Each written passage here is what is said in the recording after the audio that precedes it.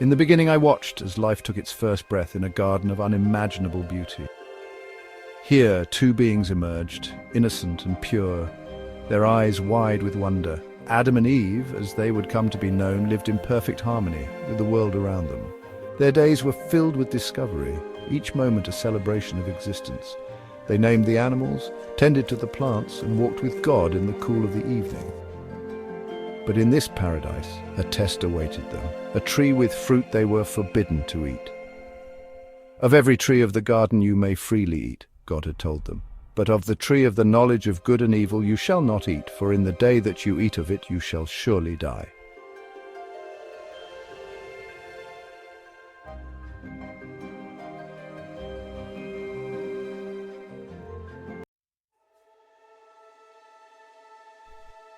Days passed in blissful ignorance until a serpent, cunning and persuasive, approached Eve.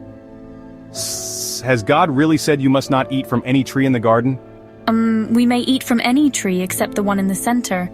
God said we must not eat it or even touch it, or we will die. You won't die. God knows that your eyes will be opened when you eat it. You will become just like God, knowing good and evil. As Eve's curiosity was piqued, her innocence suddenly tinged with doubt.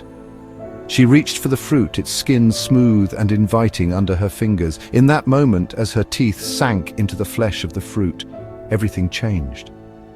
Adam, seeing Eve's transformation, took the fruit she offered and also ate. Suddenly their eyes were opened. They saw themselves truly for the first time. We are naked. And we must hide. As they scrambled to cover themselves with fig leaves, a voice boomed through the garden. Adam, where are you?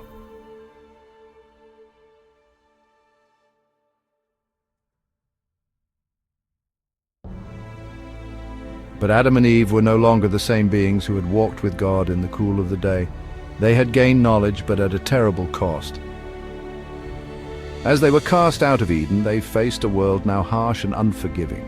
The ground, once fertile and giving, would now yield thorns and thistles. Eve would bear children in pain, and Adam would toil to eat by the sweat of his brow.